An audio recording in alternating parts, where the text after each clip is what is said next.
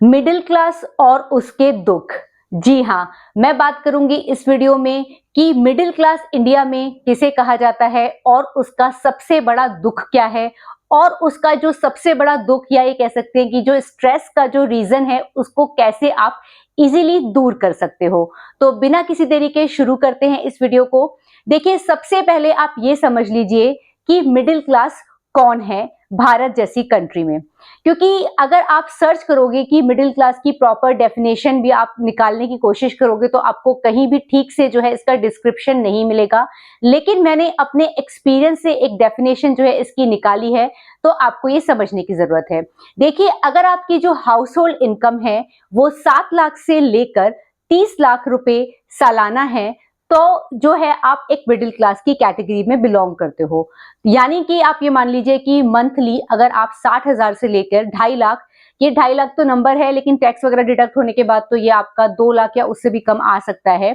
तो आप एक मिडिल क्लास में ही बिलोंग करते हो। अब मिडिल क्लास जो है इसकी 5 कैरेक्टरिस्टिक्स जो है वो भी आपको सुनने की जरूरत है कि अगर ये कैरेक्टरिस्टिक्स भी आपसे जो है मैच करती हैं तो आप एक मिडिल क्लास कैटेगरी से बिलोंग करते हो। ये बिल्कुल क्या कह सकते हैं कि बिल्कुल प्रूफ हो जाएगा। देखिए, सबसे पहला जो कैरेक्टरिस्टिक्स है जो मिडिल क्लास का है वो ये है कि उसके पास किसी ना किसी तरीके की डिग्री है, ये कह सकते हैं कि वो एजुकेटेड है।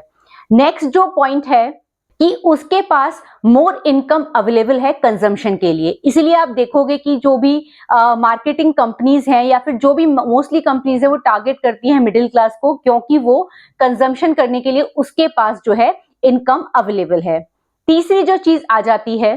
वो सर्विस सेक्टर से बिलोंग करता है, यानी किसी जॉब में है या फिर वो छोटा जो बिजनेस है वो ओन करता है। फोर्थ कैरेक्टरिस्टिक ये है कि वो एक प्रॉपर्टी ओन करता है। वो कोई भी प्रॉपर्टी हो सकती है, एक छोटा घर हो सकता है या फिर कुछ भी हो सकता है, तो एक प्रॉपर्टी उसके पास है। और जो फिफ्थ कैरेक्टरिस्टिक्स है, उसके ऊपर कोई ना कोई लोन है, चाहे वो होम लोन हो, कार लोन हो, मतलब उसके पास कुछ पर्टिकुलर अमाउंट का जो है डेट जो है वो पे कर रहा है। तो ये पांचों कैरेक्टरिस्टिक्स हैं और आप इससे कोरिलेट कर पाओगे कि आपकी ये कैटेगरी है भी या नहीं। अब हम बात कर लेते हैं इस वीडियो के नेक्स्ट पार्ट में कि आखिरकार जो मिडिल क्लास है उसका सबसे बड़ा जो दुख है, कह सकते हैं कि सबसे बड़ा जो स्ट्रेस का कारण है वो क्या है। तो वो है उसका फिनेंशियल इनसिक्योरिटी। एक सर्वे भी आया था, उसके अकॉर्डिंग ये बताया गया कि जो 70% हाउस होल्ड्स हैं वो फिनेंशियल इनसिक्योरिटी से पीड़ित हैं, और उनको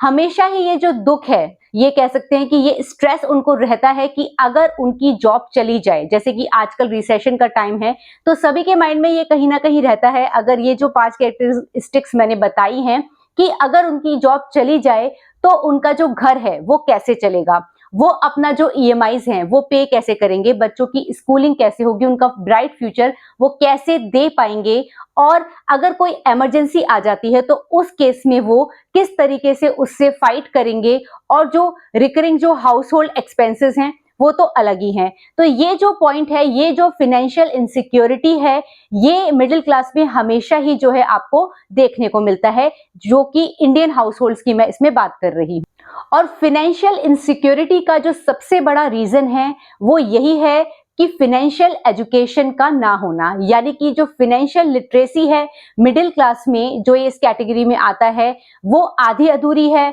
या थोड़ी बहुत है, और वो भी अभी रिसेंट ईयर्स में ही गेन की हुई है। क्योंकि अगर आप देखोगे कि डिग्रीज तो सबके पास हैं, लेकिन अगर हम कंपेयर भी करें, जैसे अपना स्कूलिंग है या कॉलेज है, वहां पर आपको मनी मैनेजमेंट या फिर कुछ फिनेंस से रिलेटेड चीजें उतनी अच्छे से नहीं बताई गई हैं, तो इसीलिए आपको नहीं पता। आपको ये तो पता है कि जॉब अपनी अच्छे से कैसे की जाए, पैसा कैसे कमाया जाए, लेकिन उसके बाद उस पैसे को किस तरीके से इन्वेस्ट किया जाए या किस तरीके से उसको ग्रो किया जाए कि आप फाइनेंशियल इंडिपेंडेंट बन सके, तो वो चीज ये मिसिंग है जो इंडियन एजुकेशन सिस्टम है। तो जैसे कि मैंने आपको बताया कि इसका जो फिनेंशियल इनसिक्योरिटी है, इसको अगर आपको बीट करना है तो आपको फिनेंशियली एजुकेट तो होना ही पड़ेगा। क्योंकि अगर हम बात करते हैं, बहुत ही कम लोग इस चीज से अवेयर होते हैं कि किस तरीके से जो पोर्टफोलियो है अपना वो मैनेज किया जाए। पोर्टफोलियो के नाम पे ज्यादातर जो लोग होते हैं वो अपना जो मैक्सिमम जो पैसा होता है वो एफडी हो गया, गोल्ड हो गया, रियल एस्टेट हो गया, या फिर जो आपका पोस्ट ऑफिस की सेविंग्स स्कीम्स हो गई,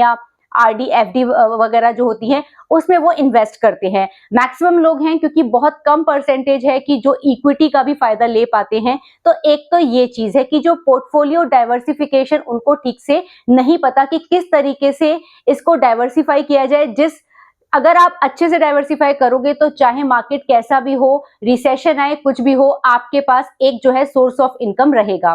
पैसिव इन्वेस्टिंग उनको, मतलब जो पैसिव सोर्स ऑफ इनकम है वो उनको नहीं पता कि किस तरीके से जो पैसिव इनकम है वो जनरेट की जाती है। तो फ्यूचर में मैं एक हो सकता है इस पर एक वीडियो बनाऊं भी कि आप किस तरीके से जो है पैसिव इनकम जनरेट कर सकते हो, क्योंकि अगर middle class passive income generate करना सीख गया तो जो फाइनेंशियल इनसिक्योरिटी वाली जो चीज है वो काफी हद तक वो उस पर क्या कह सकते हैं कि सक्सेस उसको मिल सकती है। और जो नेक्स्ट पॉइंट है कि उसने मेडिकल इंश्योरेंस जैसी जो चीज है वो उसको हंसी मजाक में उड़ा देता है, लेकिन मेडिकल इंश्योरेंस हर मिडिल क्लास को लेना चाहिए, क्योंकि जो मिडिल क्लास की जो मैक्सिमम, ये मैं कह सकती हूँ कि उसका कोलैप्स होने का जो टाइम होता है वो वही होता है कि अगर फैमिली में कोई बीमार पड़ जाता है तो उसकी जो सारी जो सेविंग्स हैं जो कि उसकी रियल एस्टेट में या गोल्ड एफडी वगैरह में हो रखी है वो भी सारी ब्रेक हो जाती हैं और वो सारी की सारी जो है आपका मेडिकल टेक केयर करने में निकल जाती है। तो मेडिकल इंश्योरेंस तो जो है मिडिल क्लास को हमेशा ही अपने पास रखना चाहिए और इसको बिल्कुल भी भूल कर भी मैं कहूंगी कि बिल्कुल भी इग्नोर नहीं करना चाहिए।